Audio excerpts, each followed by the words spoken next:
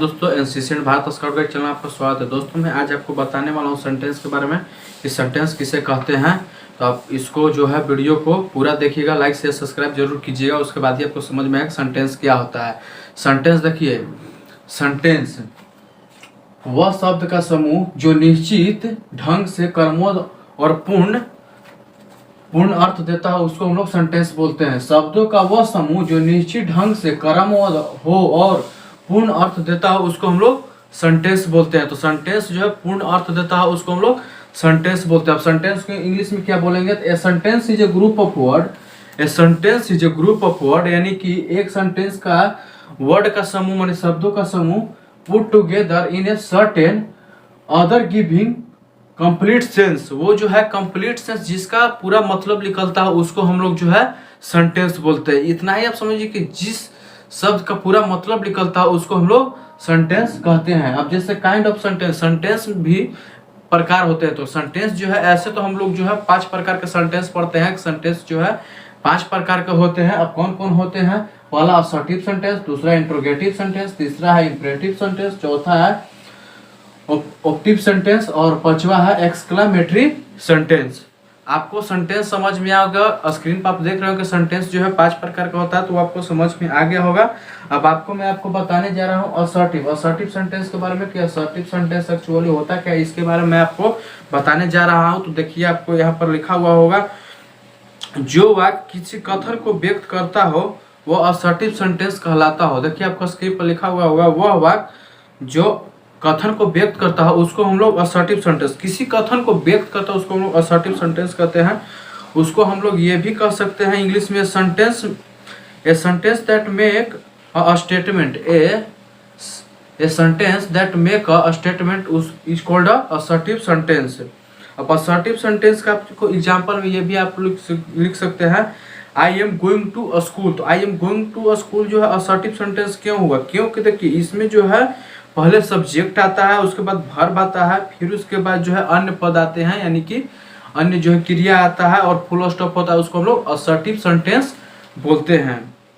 अब आपका जो है इसमें हम लोग कुछ भी लिख सकते हैं, Ram is not good boy, सब जो भी एग्जाम्पल में हम लिख सकते हैं। अब दूसरा आपका हो गया इंट्रोगेटिव सेंटेंस। इंट्रोगेटिव सेंटेंस किसको कहते हैं? जिस वाक्य के द्वारा कोई प्रश्न किया जाता है, जिस वाक्य के द्वारा स्क्रीन पर देख रहे हैं दिया हुआ, जिस वाक्य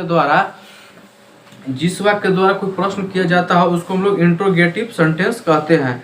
ए sentence that make a question, A sentence that make a question, जिस सेंटेंस में हम लोग किसी से क्वेश्चन पूछते हैं उसको हम लोग इंट्रोगेटिव सेंटेंस कहते हैं। जैसे में व्हाट इज योर नेम, तो हम लोग क्वेश्चन पूछ रहे हैं, इसमें जो है क्वेश्चन मार्क लग गया, what is your name, where do you live, ये जो भी मतलब आता है आपको जो है इंट्रोगेटिव सेंटेंस में आता है। तो आपको इंट्रोगेटिव अच्छे समझ में आ गया होगा। तो आगे आप इसको देखिए, तीसरा क्या है? तीसरा है इंपरेटिव सेंटेंस। इंपरेटिव सेंटेंस किसको कहते हैं?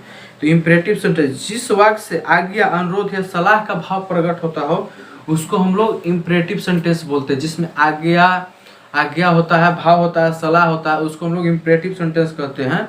इंग्लिश में हम लोग इसको ये भी बोलते हैं, a sentence that express order, request, a piece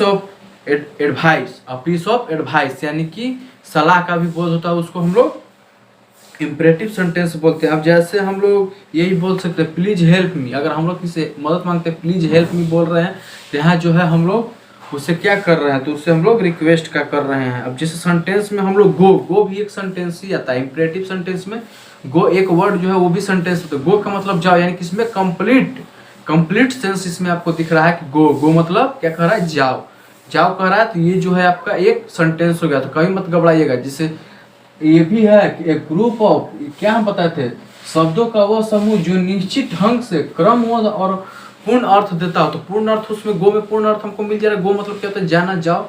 ये भी एक सेंटेंस ही हो गया था, ऐसा मत समझिएगा। इसको हम लोग इंपरेटिव सेंटेंस में लेते हैं, इसलिए सेंटेंस जो है 5 प्रकार को हम लोग आपको बताए थे। उसके बाद ऑप्टिव सेंटेंस, जिस वाक्य से शार्प या आशीर्वाद, प्रार्थना, इच्छा का भाव प्रकट करता है उसको हम लोग ऑपरेटिव सेंटेंस कहते हैं। देखिए, a sentence that express sense, curse, blessing, prayer, wish is called operative. जिसमें जो हम लोग का प्रार्थना होता है, किसी का आशीर्वाद देते हैं या श्राप देते हैं या किसी कोई इच्छा को हम लोग प्रकट करते हैं तो उसको हम लोग जो है ऑपरेटिव सेंटेंस में लेते हैं। जैसे मे गॉड हेल्प यू, तो भगवान तुम्हारी मदद करेंगे, तो ये जो हो गया मतलब आपका जो इसमें क्या होता है, तो ये आपको ऑपरेटिव सेंटेंस में आ गया। तो ऑपरेटिव सेंटेंस में आपका जो इंग्लिश हिंदी दोनों बता दें ऑपरेटिव सेंटेंस किसको कहते हैं, तो आपको समझ में आ गया होगा।